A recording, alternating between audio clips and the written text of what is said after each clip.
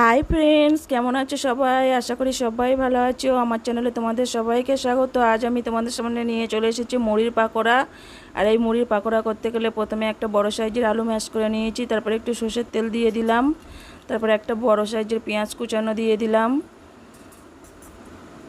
তারপরে 5টা লঙ্কা কুচিয়ে রেখেছিলাম সেটা দিয়ে দিলাম, তারপরে ধনেপাতা কুচানোগুলো দিয়ে দিলাম, এরপরে হাফ চামচ আদা বাটা রসুন বাটা দিয়ে দিলাম, 2 চামচ বেসন দিয়ে দিলাম, তারপরে হলুদ গুঁড়ো দিয়ে দিলাম হাফ চামচ জিরে মরিচ গুঁড়ো দিয়ে দিলাম, হাফ চামচ লঙ্কার গুঁড়ো দিয়ে দিলাম, হাফ চামচ গরম মশলার গুঁড়ো দিয়ে দিলাম, দিয়ে এগুলো ভালো করে মিশিয়ে নেব।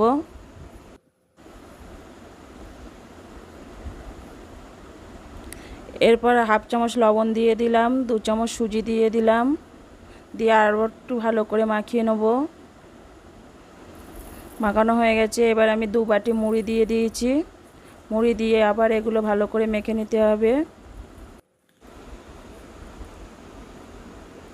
এরপর অল্প করে জল দিয়ে দিলাম, জল দিয়ে আবার এগুলো ভালো করে মাখিয়ে নিচ্ছি। এগুলো মাখিয়ে নেওয়া হয়ে গেছে। এবার আমি পাকোড়ার শেপ করে নিচ্ছি। দেখো, পাকোড়ার শেপে সবগুলো এরকমভাবে আমি বানিয়ে নেব।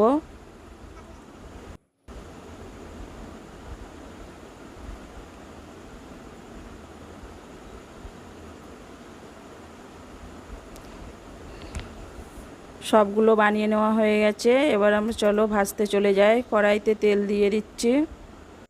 তেলটা ভালো করে গরম করে নেব। এবার এক একটা পাকোড়াগুলো ছেড়ে দিচ্ছি।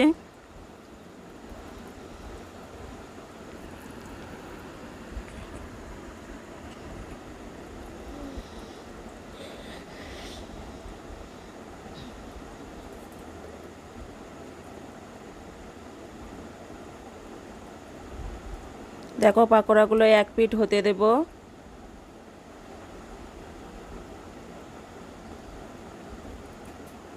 এবারে এক পিঠ হয়ে গেছে, অন্য পিঠটা উল্টে দেব।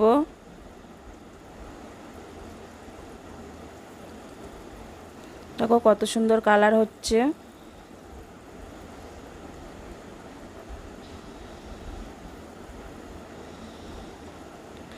এইভাবে পাকোড়াগুলো আমরা উল্টে পাল্টে ভালো করে লাল লাল করে ভেজে নেব। আর বন্ধুরা, এই পাকোড়া তোমরা বাড়িতে একবার অবশ্যই বানিয়ে দেখবে, আর এটা খেতে খুব সুন্দর লাগে। তোমাদের কেমন লেগেছে সেটা আমাকে কমেন্টে অবশ্যই জানাবে।